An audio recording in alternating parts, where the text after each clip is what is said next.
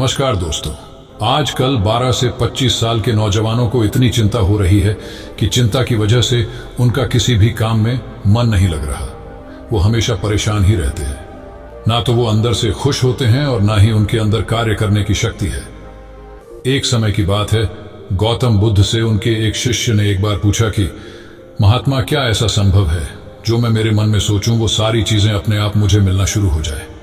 बुद्ध बोले, ऐसा संभव तो है, लेकिन क्या इसके लिए तुम ये दो चीजें कर पाओगे? शिष्य बुद्ध से बोला, क्या सच में ऐसा संभव होता है? अगर हां तो महात्मा मुझ पर कृपा कर मुझे बताइए, ऐसा होना कैसे संभव है? मैं इसके लिए कुछ भी करूंगा। बुद्ध शिष्य से बोले, तो सुनो, तुम अपने मन में जो चाहो वो तुम्हें मिलने लग जाए। इसका पहला उपाय यह है कि तुम्हें अपने मन को अपने नियंत्रण में लाना सीखना होगा। जब तुम्हारा मन पूरी तरह से तुम्हारे काबू में आएगा, तब उस दिन तुम्हें अपनी मनचाही चीजें मिलना शुरू होंगी। शिष्य बुद्ध से बोला, लेकिन गुरुजी, मन को वश में कैसे लाया जाता है और इस समस्या का दूसरा उपाय क्या है?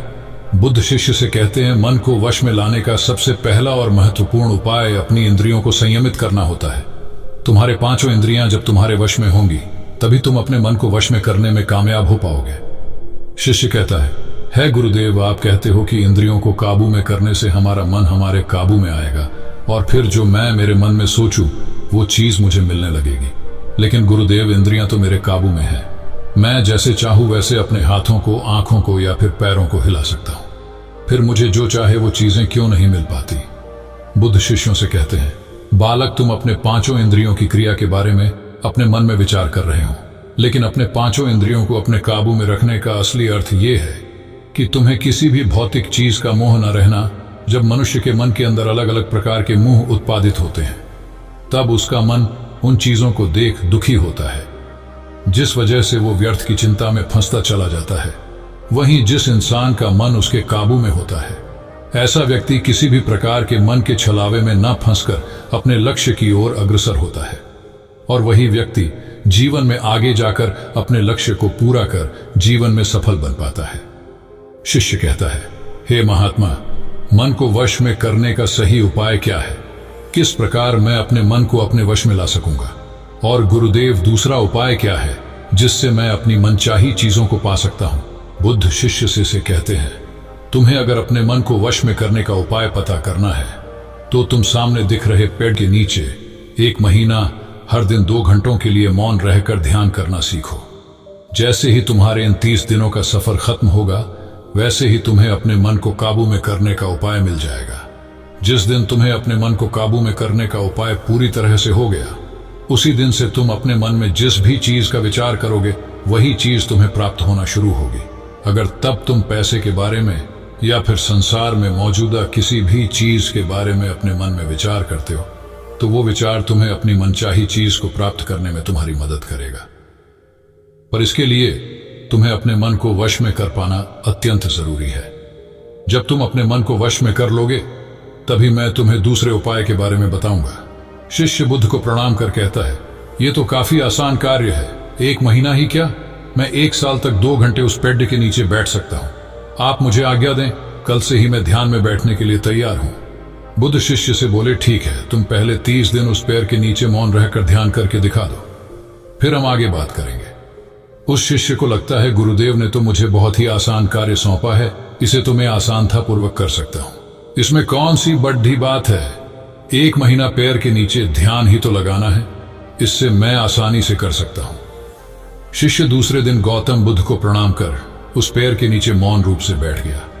3-4 दिन तक ऐसे ही चलता रहा। शिष्य हर दिन बुद्ध के पास जाता है, उनको प्रणाम करता और उस पेड़ के नीचे जाकर मौन रूप से ध्यान करना प्रारंभ करता। लेकिन जब छठे दिन रोज की तरह शिष्य उस पेड़ के नीचे बैठने गया, तब उस समय उसका मन बेकाबू होने लगता है। उसके मन में अलग अलग चीजों के विचार आना शुरू होते हैं। उसने अब तक जिस लोगों से बुरा बर्ताव किया, अपने साथ गुरुकुल में पढ़ रहे भाइयों को उसने हर बार कैसे मूर्ख बनाया और अपनी तारीफ करने के लिए गुरुजी को कब कब झूठ बोला, इन सारी बातों के विचार उसके मन में उत्पादित होने लगे, जिससे उसका पूरी तरह ध्यान में मन लगना बहुत ही मुश्किल होने लगा। थोड़े दिन बीते। आज उस शिष्य का मौन रहकर ध्यान करने का 17वां दिवस था, लेकिन उसके मन में बार बार आते हुए गलत विचार उसे ध्यान को ठीक से करने नहीं दे रहे थे। इसके लिए उसने मन में निर्णय किया, मैं इस समस्या का हल गुरुदेव से पूछता हूं, उन्हें इसका हल जरूर पता होगा। 18 वे दिन उसके मुंह पर आ रहे भाव देखकर बुद्ध पहले ही समझ चुके थे कि आज ये सिर्फ प्रणाम करने नहीं है, अपितु किसी समस्या का हल पूछने आया है। शिष्य बुद्ध के पास जाता है और कहता है, ही महात्मा, आपके बताए अनुसार मैं हर रोज 17 दिनों से उस पैर के नीचे ध्यान लगाने बैठ जाता हूँ। शुरुआती दिनों में मैं जब ध्यान लगाने बैठता था, जब मेरा मन पूरी तरह लगता था, लेकिन अब उस पैर के नीचे जब मैं अपना ध्यान लगाने बैठ जाता हूं तब मेरा ध्यान अच्छे से नहीं लग पाता। मेरे मन में अलग अलग प्रकार के विचार आते हैं। जो विचार मुझे आते हैं उनके बारे में सोचकर मुझे अपनी सोच के ऊपर गुस्सा आने लगता है।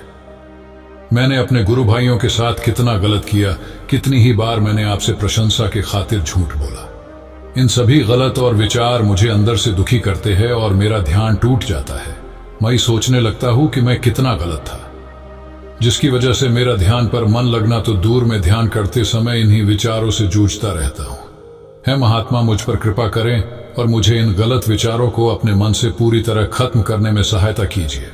बुद्ध शिष्यों से कहते हैं, तुम्हें जब मैंने पहले दिन मौन रहकर पेड़ के नीचे बैठने के लिए कहा था, अब तुम्हारे मन में किसी भी प्रकार के विचार नहीं आ रहे थे, लेकिन अब 18 दिन बीतने के बाद तुम्हारे मन में अपनी गलतियों के विचार उत्पादित हो चुके, जिसका कारण एक ही है।